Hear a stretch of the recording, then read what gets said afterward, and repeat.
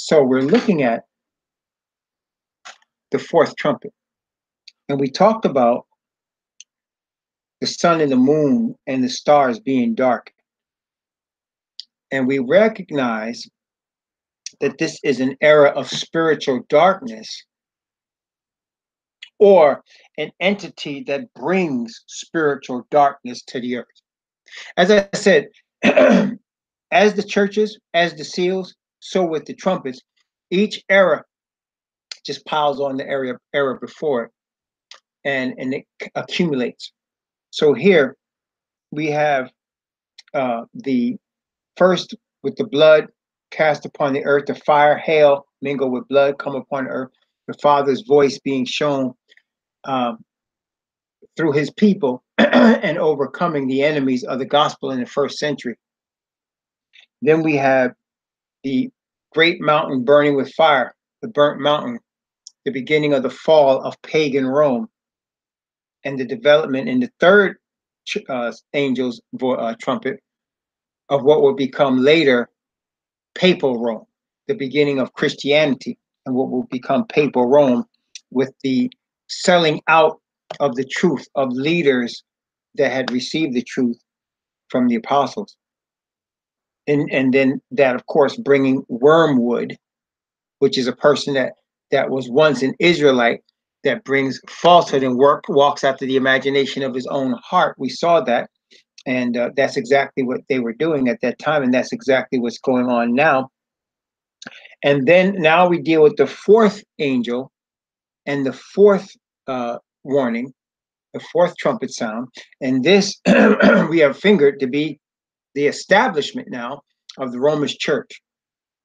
So now there was a complete transformation from pagan Rome under the Caesars to papal Rome under the popes. I want to say that again. By this time, there's a complete transformation from pagan Rome under the Caesars to papal Rome under the popes. So as we are sitting here today in the modern age, we still have papal Rome. And secretly, papal Rome controls all the entities of the earth. It controls all the religions of the earth. It controls the businesses of the earth. It controls the kings, and the kings of the earth are in bed with papal Rome. And so from its vantage point as a papacy, as a religious power, the arch deceiver, Asatan, has given it seat and authority over the earth. It does not have seat, power, and authority over those that keep the commandments of Yah and the faith of Yahweh Shai. It doesn't have seat and power and authority over the righteous. It has been allowed to trample on the truth. It has been allowed to kill us, but it will not triumph over us. It may kill some of us or a lot of us, but it will not triumph over us. At the end, it will be destroyed, as the Bible has shown us. The Most High will arise for his people as his people repent, as his people seek his face in truth, as his people stop following after the religions of Rome and the gods of Rome in the form of all of these different Christian churches and religions and Hinduism, Buddhism, Taoism, Judaism, and all these other isms. And we just seek to follow the God of our fathers, Yah, and his word and his covenant that he's given and he's shown through the Messiah. So this fourth trumpet is a warning of the rise of the Roman church. And we saw as we look at Revelation chapter 2, which we read, Revelation chapter 2. And I'm going to read Revelation 2 and verse 20. Revelation 2 and verse 20. Notwithstanding, I have a few things against thee, because thou sufferest that woman, Jezebel, which calleth herself a prophetess, to teach and to seduce my servants, to commit fornication, and to eat things sacrificed unto idols. See, so that's the Roman Catholic Church. That woman is the great whore. That is also the great whore. That's in Revelation chapter 17, which we will get to. And she rideth upon the waters of the earth, which means she rides all the people. And so here that brings darkness as the fourth trumpet is showing, it brings great darkness upon the earth. Also, of course, we saw in the book of Daniel that the fourth metal is the fourth kingdom, which again starts off as pagan Rome and ends up as papal Rome. We saw the little horn of Daniel chapter 7 and Daniel chapter 8 arise and speak great words against the Most High and blaspheme his name and his saints. This is the same thing that's going on here under the fourth trumpet. Now, this fourth trumpet in this religious system has expanded. And one of the things that it did, one of the things, and this is historic, you have to look this up in history. One of the things that the Roman Catholic Church did is it invented another religion aside from Catholicism, a religion very similar to Catholicism when you look at it, but also and this is what Rome does. What Rome does is it seeks to infiltrate and bring under its control through deception every religion.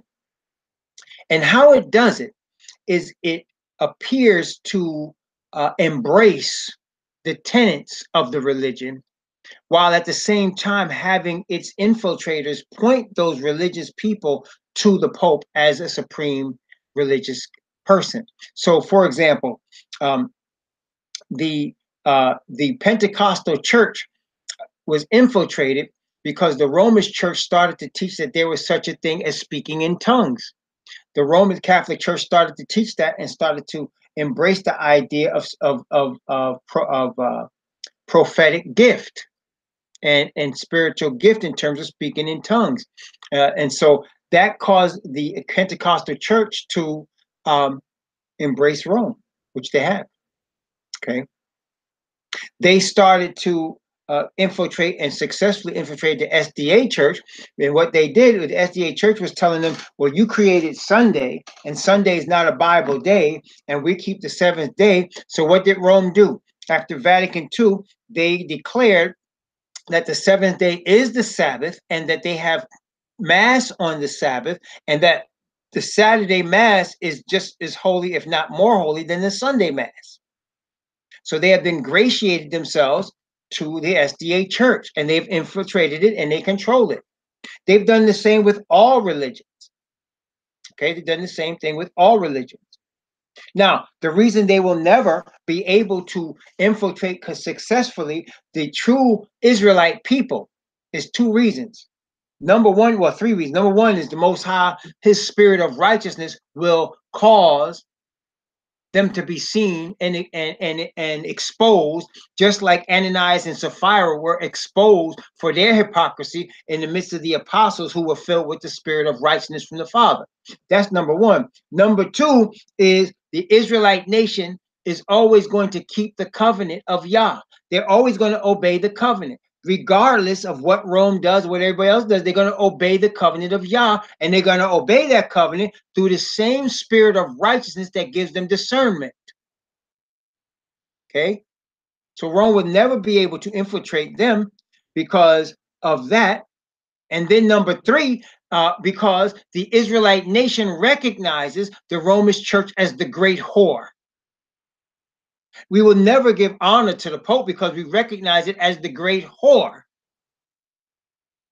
And we recognize all the other religions as little harlots.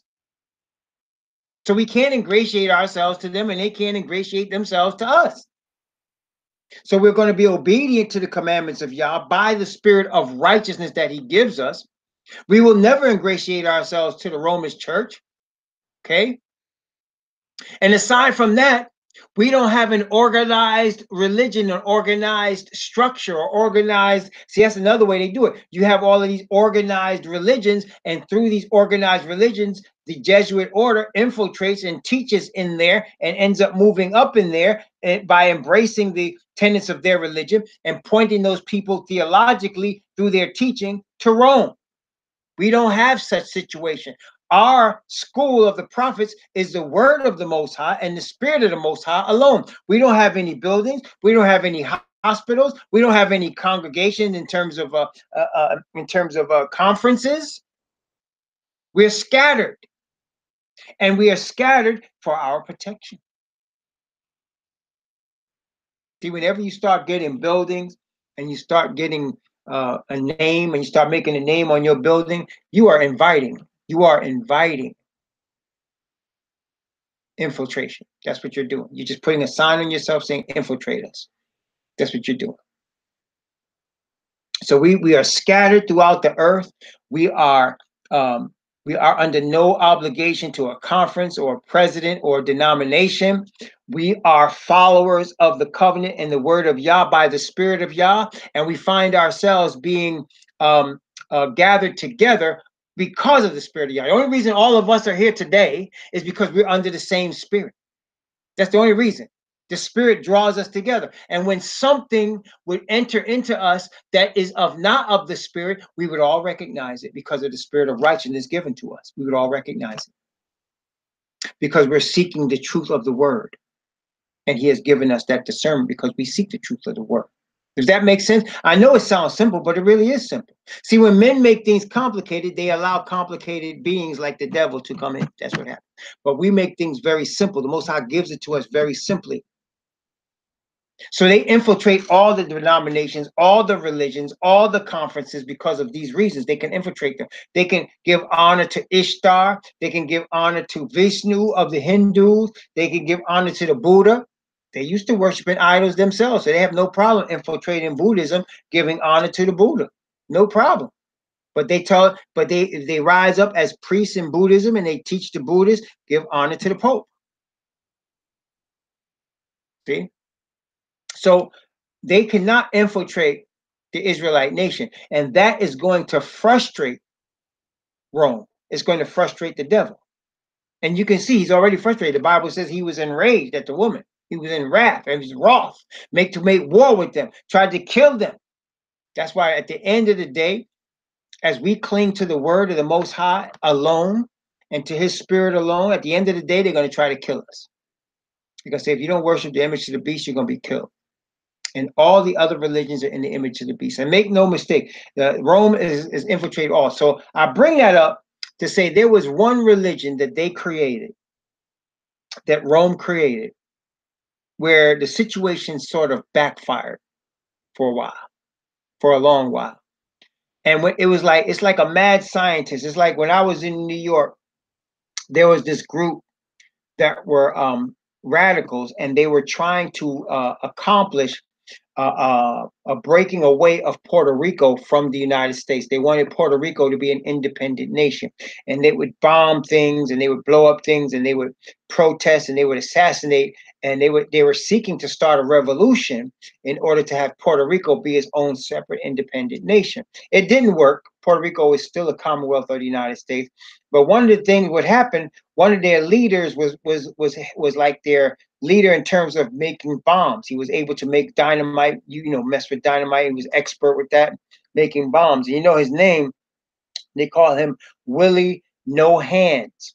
You know why they called him Willie No Hands? Because one day Willie was in there making a bomb and it blew up in his face and blew up his hand. He lost all his fingers basically because of the bomb.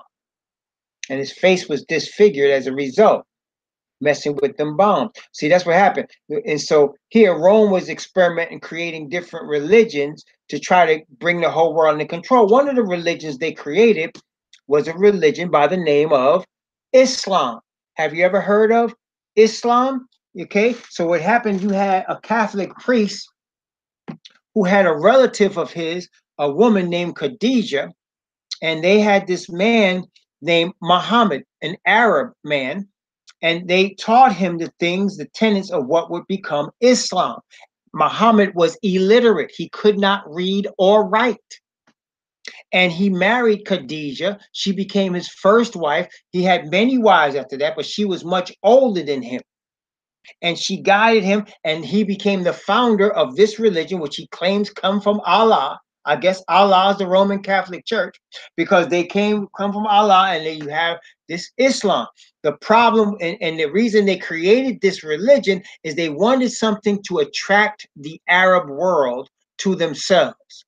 That's what they were trying to do. Their intention was to have Muhammad give honor to the Pope of Rome and attract the Arab world to themselves. Now, today, in which we live right now, through much bombing and war, they have brought the Arab world under subjection, pretty much. But there was a time when that was not the case. And you had what was called the Ottoman Empire. And the Ottoman Empire was a Muslim empire, and it was fighting, warring against the Christians, which is led by the Catholic Church. This is illustrated in the fifth trumpet. The fifth trumpet. Okay. So let's begin at Revelation chapter 8, and let's look at verse 12 and 13 again, just to wrap up what we were dealing with the fourth trumpet, which is the rise of the Roman church, and then we'll begin the fifth trumpet. And the fourth angel sounded, and the third part of the sun was smitten, and the third part of the moon, and the third part of the stars, so as the third part of them was darkened, and the day shone not for a third part of it, and the night likewise. And I beheld and heard an angel fly through the midst of heaven, saying with a loud voice, Woe, woe, woe to the inhabitants of the earth, by reason of the other voices of the trumpet of the three angels which are yet to sound. So there's more trouble coming. Rome was now on the scene. Christianity was on the scene, and that was going to create trouble, which it has. And in fact, as you know, and I know, between Islam and Christianity, more bloodshed has come on the earth as a result of those religions than anything else on the planet. Okay, there have been more bloodshed and war as a result of Christianity and Islam. Islamic people fighting non-Islamic people, and Christians fighting non-Christians, trying to convert them, than there has been on any other thing on the earth. Okay. Many of the true Israelite people have been slain and destroyed by both of these religions in order to bring them under subjection, which they have, which is why we end up in slavery, because both the Arabs and the Christians have enslaved us. Okay? And we are now awakening to these facts. And the Most High is bringing us out of it. So now you see there's a woe placed on the earth because there's more trumpets to sound. The inhabitants of the earth are going to have serious trouble, and we are having serious trouble, and we're going to be having more as a result of our disobedience, of the earth's disobedience to the covenant of Yah and their attacks on the people of Yah. So let's look at the fifth trumpet, Revelation chapter 9. Revelation chapter 9, and we're going to read from verse 1 to verse 3 of Revelation chapter 9. And the fifth angel sounded, and I saw a star fall from heaven unto the earth, and to him was given the key of the bottomless pit. And he opened the bottomless pit, and there arose a smoke out of the pit, as the smoke of a great furnace. And the sun and the air were darkened by reason of the smoke of the pit. And there came out of the smoke locusts upon the earth, and unto them was given power as scorpions of the earth have power. Now, what you're going to see is a very similar description here than what we saw in Joel's prophecy. Remember, we read Joel's prophecy, and it showed armies coming out of the north and what they were doing and how they were attacking. You're going to see very similar imagery here. The very ironic thing is, as those armies were attacking the Israelite nation, these armies are attacking Rome. That's the crazy. That's the ironic thing. So here you have this is describing the rise of what they used to call them. Now we call them Muslim. They weren't always called Muslim. I don't really know where the word Muslim came from, but they weren't always called Muslim. People that follow Islam were called Mohammedans at one time because they were following Muhammad. And Muhammad created Islam. Okay? Now, how did Muhammad spread Islam? By the point of a sword. So Muhammad went into all of what's now called the Middle East and created all kinds of problems. He went into the north, he went into the south, he went into the east, and he went into the west. He went into Africa, and they forced people to convert or die. They took many millions of slaves from among the Israelites and among the Hamites. And then they went south to what's now Yemen and Saudi Arabia, down where Esau used to be, and they took over that one too. They went east into India, and as a result of the conflagration and wars that resulted because of Islam, India was divided into three nations. There's India, there's Bangladesh, and there's Pakistan. All of them are the same people. They the same bloodline. They the same people as far as racially. Yeah, Muslim and Islam are the same. A Muslim is a person that practices Islam. Islam is the religion of the Muslim. So as a result of the conflagrations in India, you end up with Bangladesh, India, and Pakistan. You end up with three different nations. Why? Because Bangladesh decided to convert to Islam, and so did Pakistan. But the Indians, by and large, are Hindus, and they just refused. There was much war, much bloodshed in India over this issue, still is. And so the Bangladesh people and the Pakistan people and the India people, they're all the same people. If you look at them side by side, you will not be able to tell them apart because they're all the same people. They all are the same tribe. They're of the same people. But because of Islam, they've been divided. So on the east coast of the continent, you have Bangladesh. In the middle of the continent, you have India. And on the west coast of the continent, you have Pakistan. They're all the same people, but the two outside, the Bangladesh and Pakistan, are Islamic nations versus India, which is still a Hindu nation. But that's all a result of Muhammad spreading itself. So what happened is Muhammad ended up coming against the Catholic Church. And Charles V was the king. And that's why this is at the same time that the Reformation came. And Martin Luther refused to join Charles V in them in their fight against the Mohammedans. And Charles V and they were fighting. And that's why what ended up happening under Constantine, who was one of the last emperors of Rome, because remember, pagan Rome was declining and papal Rome was rising. What Constantine did is he had a capital city in what's now called Turkey. Now, that nation that's now called Turkey is where you got these 7 churches that are in Revelation. It used to be converts to the truth of Israel. They were converts to the Israelite nation. And then they got taken over, and then they became Christian. And then Constantine named the capital city of Turkey Constantinople. He named it after himself, Constantinople. I'm giving y'all some background. Try to pay attention now. But then later on, when the Muslims took over Turkey, they called it Istanbul, which is what it's called to this day. The capital of Turkey is Istanbul. About 10, maybe 15 years ago, the Pope created a great stir because he was visiting Turkey and he called the city Constantinople. And the Muslims were very upset because they know the history. They were very upset that he called Istanbul Constantinople because he was claiming it for Rome. And they knew he was doing that. And they were very unsatisfied. Matter of fact, the Pope received several death threats as a result of that, warning him not to come because of that. So that's what we get here in the 5th trumpet. We have Islam attacking Roman Catholicism and Islam attacking any religion that's not in the truth, including the Israelite nation, because at that time we were scattered. Islam is one of the newest religions on the planet Earth. It's not no ancient religion.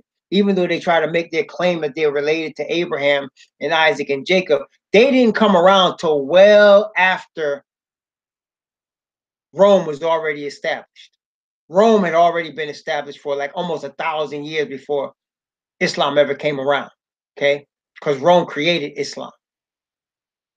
So they came and they went into Africa and they enslaved our fathers and they forced us to become Muslim, which now, and to this very day, you have a lot of African nations that are Muslim, like Mali is Muslim.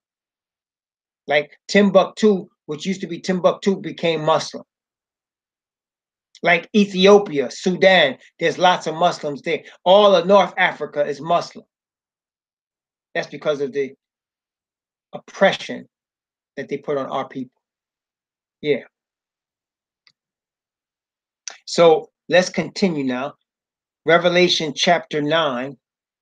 And I want you, like I said, you're going to see a lot of the same imagery that you saw in Joel, because now instead of them coming against the Most High's people, they're coming against Rome. Notice what it says, Revelation chapter 9, we're beginning at verse 4, and we're going down from verse 4 down to verse 10. Revelation chapter 9, from verse 4 to verse 10, notice what it says. And it was commanded them that they should not hurt the grass of the earth, neither any green thing, neither any tree, but only those men which have not the seal of Yahweh in their foreheads. And to them it was given that they should not kill them, but that they should be tormented 5 months. And their torment was as the torment of a scorpion when he striketh a man. And in those days men shall seek death and shall not find it, and shall desire to die, and death shall flee from them.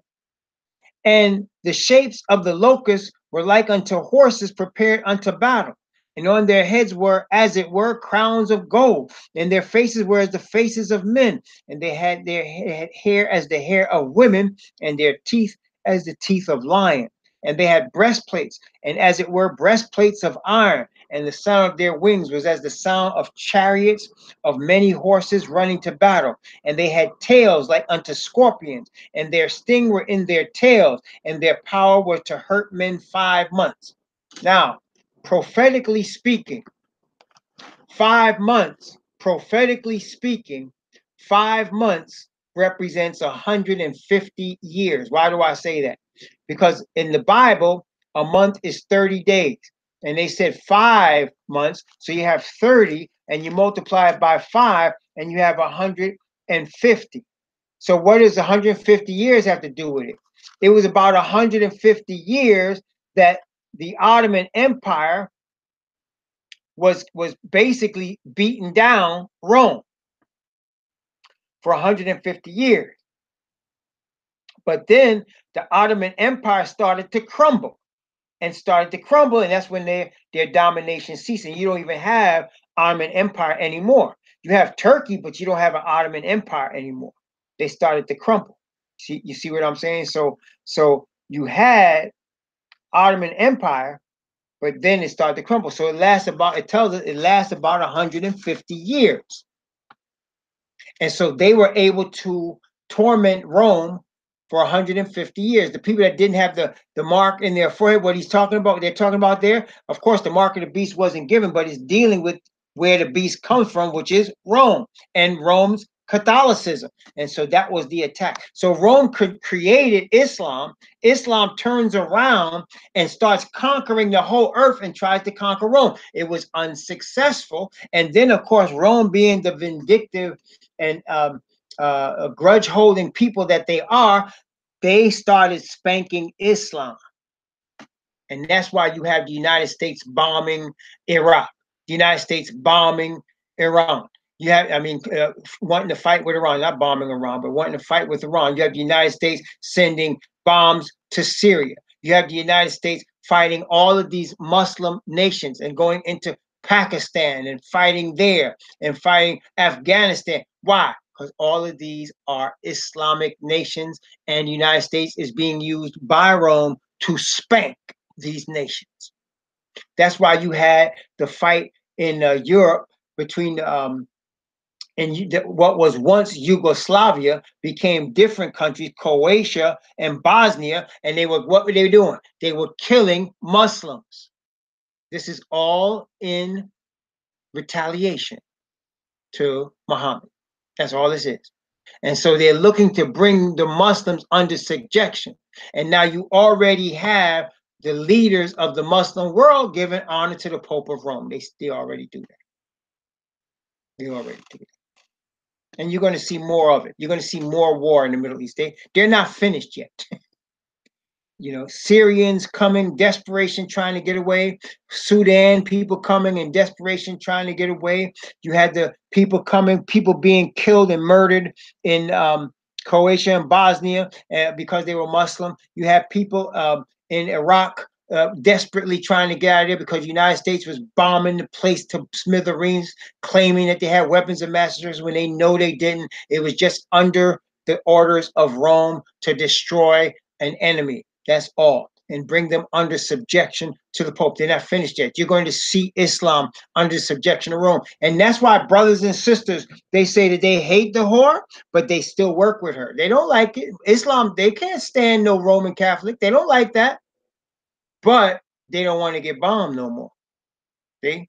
But they don't want to have all that. When they talk about economic sanctions, what they really do when they talk about economic sanctions is they block all borders of the country and stop all goods and services from coming into the country.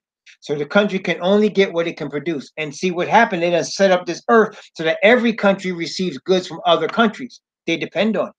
They depend on it.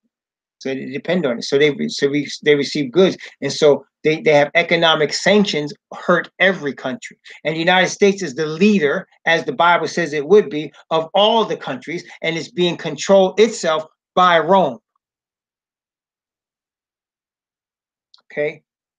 So these chariot horses running the battle these 5 months, this is the attack of the Islam on Christianity, which now Christianity in the form of Rome, in the form of the armies it controls, namely the United States and the British army and the German army and the French army and all the European armies and the Canadian army. It controls all of those armies, spanking the Muslims, spanking them bad. While at the same time telling everybody we are really, Islam is part of the three major religions, and we love Muslim and Islam, but they're really trying to destroy it secretly. Same with Judaism. Judaism can't stand the Roman Catholic Church, even though it was founded by the Roman Catholic Church. And the Roman Catholic Church can't stand Judaism, but they work together to control the earth and to subject the Israelites under their power. They work together. The Jews of the Ashkenaz are the money people for Rome. They're the bankers for Rome. That's all they are. Or should I say banksters? Because that's what they do. Yes, that's exactly right. That's exactly right. That tells you where that philosophy came from, right? The Most High doesn't have to make war like that. When he comes in righteousness. But when the devil comes, it's in deception. And that whole book is about that. That's right. So I want you to notice, let's look at Revelation chapter 9. I want you to notice verse 10 of Revelation chapter 9, talking about Islam. I want you to notice this. And this is going to make any Muslim listeners going to be very upset. I'm just trying to warn you. You're going to be very unhappy with what we're about to reveal here. And they had tails like unto scorpions, and there were stings in their tails, and their power was to hurt men 5 months, so 150 years. And they had power in their tails. Now, let me ask you a question. According to the Bible, what does the tail represent? What does the tail represent in the Bible? Do you know? What does the tail represent? See, I want you to notice something in Revelation chapter 12 when talking about the fall of Asatan. Let's see what Revelation chapter 12 says about the tail, and then we're going to look more about the tail. Revelation chapter 12. We're going to read Revelation 12, verse 3 and 4. Revelation chapter 12, verse 3 and 4. Notice what it says, Revelation 12, 3 and 4. And there appeared another wonder in heaven, and behold, a great red dragon, having 7 heads and 10 horns, and 7 crowns upon his head. We'll get into that later. And his tail drew the third part of the stars of heaven and did cast them to the earth. And the dragon stood before the woman, which was ready to be delivered, for to devour her child as soon as it was born. We'll get into that too. But I want to focus on the tail. The tail, the Bible says, of this dragon drew the third part of the stars of heaven. Again, also in Revelation chapter 9, we just read, it said they had tails like unto scorpions, and their stings were in their tails. So what does the tail represent? Let's take a look at it. Let's let the Bible tell us. Isaiah will tell us. Isaiah chapter 9 will tell us what the tail represents. Isaiah chapter 9 will tell us. Notice Isaiah chapter 9. I'm going to read from verse 14 down to verse 16 of Isaiah chapter 9. Isaiah 9, 14, 15, and 16 will tell us what the tail represents. Therefore, Yahweh will cut off from Israel head and tail, branch and rush in one day. The ancient and honorable, he is the head, and the prophet that teacheth lies, he is the tail. For the leaders of this people cause them to err, and they that are led of them are destroyed. So the tail represents what? What did it say? The ancient and honorable, he's the head. And what is the tail? The prophet that teaches lies is the tail. So, who is the prophet of Islam? Who is the prophet of Islam? Muhammad. The prophet that teaches lies, he is the tail.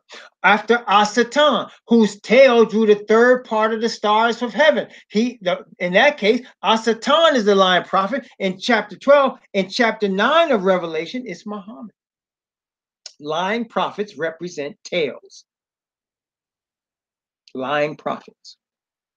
Somebody said, well, that's pretty strong, brother. I mean, you calling Islam a lie. I mean, Muhammad, you calling Islam a lie. I mean, Malcolm X is a Muslim. Is he a liar? I say this. I say Malcolm X followed Islam because he didn't know any better. He was looking for something that wasn't Christianity, and he found it, and they hung on to it, but not realizing that they went from the frying pan to the fire. That's what I'm saying. Okay? That's what I'm saying. So Muhammad taught lies. What lies did he teach? Hey, they don't have no Mashiach Yahushua in Islam.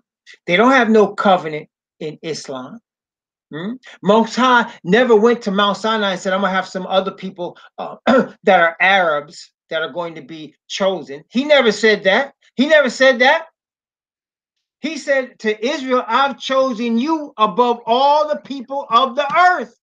So there's no other people, no Arabs, with no Islam and no Quran. And there's no covenant in the Quran that Most High spoke with his own word and wrote with his own finger. There's no covenant in there. So let me ask you, how would a Muslim who sins like everybody else, how would they even define sin because they don't have the law? How would they define it? How would they get rid of sin because they don't have the Ark of the Covenant? Neither do they have the covenant service. Neither do they have a Messiah. So how could they overcome sin? Surely praying 5 times a day to a piece of stone in the wilderness, a building in the wilderness in the middle of Saudi Arabia is not going to overcome your sin. Surely fasting for 30 days and just drinking water is not going to overcome your sin. That's what we call righteousness by works. And they have no covenant. So there's no definition of sin. Not according to us, we believe. We say, whosoever sins transgresseth also the law, for sin is the transgression of the law. That's pretty simple, isn't it? That's not complicated. And the law is the word of the covenant that the Most High gave, 10 commandments, 10 words. That's it. given through Moses, not through Muhammad, right? There you go. Prophet that speaketh lies. That is the tale. There you go. Okay, there you go. Revelation chapter 9, as I said, is going to make some Islamic people very upset. But we're not here to make buddies. We're here to speak the truth. We're studying the book of Revelation. Revelation chapter 9, verse 11. Notice what it says, Revelation 9:11. And they had a king over them, which is the angel of the bottomless pit, whose name in the Hebrew tongue is Abaddon, and in the Greek tongue, his name Apollyon. So some people might think that the king over them is Muhammad, and I can understand how they might think that the king over them is Muhammad, but I tell you the king is Asatan. The prophet that speaketh lies is Muhammad, but the king over them, that's destruction. That's the name. Abaddon means destruction. That's and it said that the star fell from heaven. See, whenever you see a star falling from heaven, like you did in the third angel, and now you did in the fifth trumpet as well, that's Asatan. And he uses men and tries it. And of course, we know Asatan's philosophy is man can be God. We know that's one of his main tenets of his religion. Don't think that Asatan doesn't have a religion. He does. And his main tenet of his religion is to make man into a god. And the man God that he makes is going to worship him as the supreme God. Just like the Pope of Rome is a man, and he believes that his church is superior to all other churches. And so all churches have leaders, but they all have to bow to Rome, and they bow to the Pope. And the Pope bows to Asatan, because Asatan gives him his power, seat, and great authority. Y'all following me? So this angel of the bottomless pit is none other than Asatan, and just the same as the star that's called wormwood, none other than Asatan, and he's bringing falsehoods to create confusion on the earth. So you got three major religions: Christianity, Islam, and Judaism, and none of the three came from the Most High Yah. Isn't that amazing? Not any of them come from the Most High Yah. Not any of them the Bible speaks about as being any viable religion that the Most High has ordained. None of them.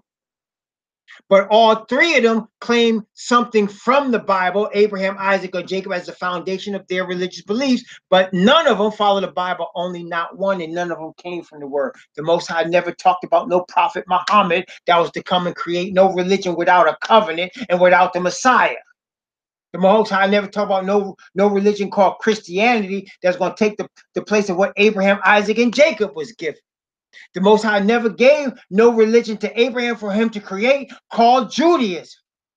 All of this is made up by man because Satan made these religions using the Bible, and he makes these religions and puts man in charge of it. That's what he does. That's what he does. You're following me? You're seeing what I'm saying? I'm just, okay. So we're going to stop here for today. We're going to stop right here because I want to save the sixth, because the sixth trumpet goes from chapter 9 and verse 13, and it goes all the way into chapter 11 and verse 10. So chapter 11 verse 14. So it's a long thing, the sixth trumpet, because it covers very important. As a matter of fact, the sixth trumpet is with the sixth church and the sixth seal. It covers the most important time period of all. Why? Because the 144,000 come out of it. Because the loud cry is given in there. Because the end of that message, the plagues begin to fall in there. All that happens. Okay? That's why. All right. So that's why we're going to take our time. We're going to segment the sixth trumpet all by itself, and we're going to go through that. Okay, all by itself, because it's got a lot in there.